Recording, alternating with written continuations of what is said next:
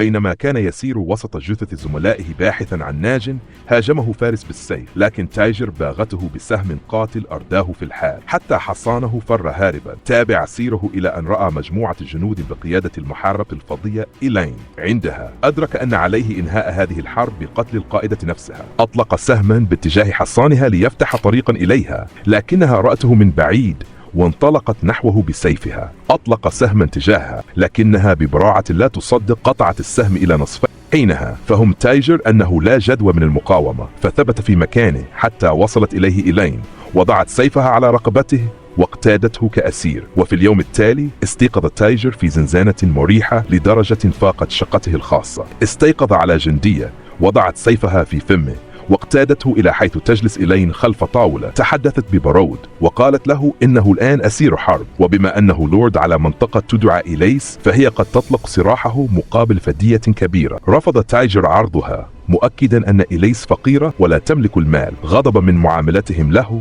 خاصة عندما علم أنهم يشككون في كونه رام ماهر. لإثبات الحقيقة أخذوه إلى ساحة الرماية. أعطي قوسا لكنه كان مكسورا، فأخفق في إصابة الهدف وسخر منه الجميع. وفجأة رأى رجلا فوق أحد المباني يصوب قوسا صغيرا نحو إيلين. حاول تحذيرها لكن السهم انطلق بالفعل. لحسن الحظ كان هناك درع سحري حماها من الضربة. القاتل فر والجنود طاردوه، لكن تايجر رغم أن قوسه تالف تمكن من إصابة القاتل في قدمه بسهم أطلقه في السماء وأوقعه أرضا. اندهش الجميع من دقته، وأعجبت إيلين بمهارته، فعرضت عليه الانضمام لجيشها ووعدته بمعاملة تليق به، لكنه رفض مؤكدا أن مهمته حماية بلاده. في اليوم التالي خرج مع جندي يدعى بالدي، الذي اتضح لاحقا أنه من أفسد القوس في البداية، لكنه الآن أصبح من كبار المعجبين بتايجر، بل وحلق شعره تعبيرا عن ندمه. ذهبا معا إلى قاعة الطعام وبعدها إلى ساحة التدريب، حيث بدأ بعض الجنود يطلبون من تايجر تعليمهم الرماية. وبعد التدريب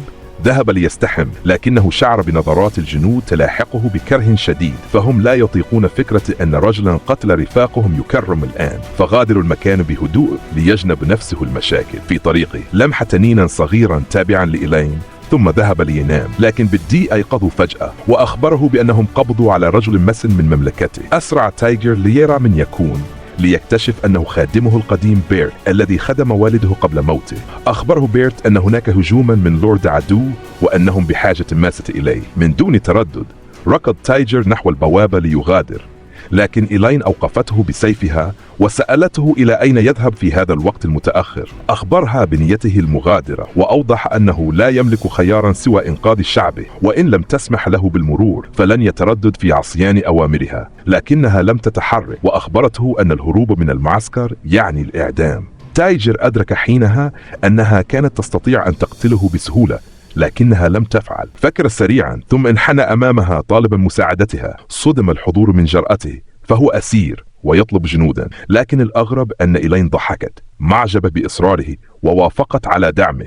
اشترطت عليه فقط أن يقسم بالولاء لمملكتها وأن تكون قريته تحت حمايتها، فوافق دون تردد، طالبا فقط أن تحكم شعبه بالعدل. أعجبت بكلماته وجمعت 1000 جندي بسرعة وانطلقوا فورا نحو إليس. في تلك الأثناء كانت تيتا خادمة تايجر تقود خطة الدفاع في القرية، فاخبأت الرجال في الغابات وأرسلت النساء والأطفال إلى الكنيسة طلبا للأمان. أما العدو زيون فقد استشاط غضبا عندما وجد المدينة خالية. توجه مباشرة إلى بيت تايجر وبدأ بتخريبه. عند صعوده للطابق العلوي وجدت تيتا ممسكة بقوس أسود طاردها بجنون، وبدأ يقطع ملابسها وهي تركض خوفا وكأنه يريد منها أكثر من مجرد سلاح. وصلت إلى الشرفة لكنه لحق بها وضغط عليها وهم بقتلها. في اللحظة الحاسمة ظهر تايجر وأطلق سهما أصاب يد زيون وأجبره على التراجع.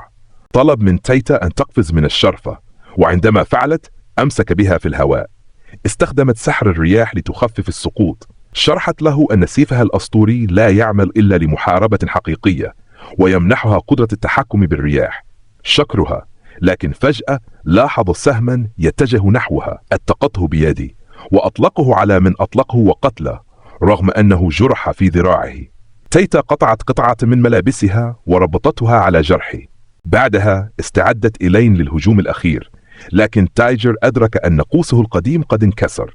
عندها أعطته تيتا القوس الأسود المقدس الذي كانت تحتفظ به لعائلته. تذكر حينها كلمات والده التي أخبره أن يستخدمه فقط في الأوقات الحرجة.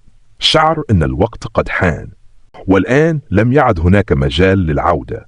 العدو يملك 3000 جندي وهم بالكاد ماف. فهل سيتمكن تايجر من إنقاذ قريته؟ وهل سينتصر على جيش يفوقه عددا ب3 أضعاف؟ ما كان يعرفه الجميع وقتها أن قوات العدو انسحبت سريعا من المدينة، لكنهم تركوا وراءهم 300 قتيل.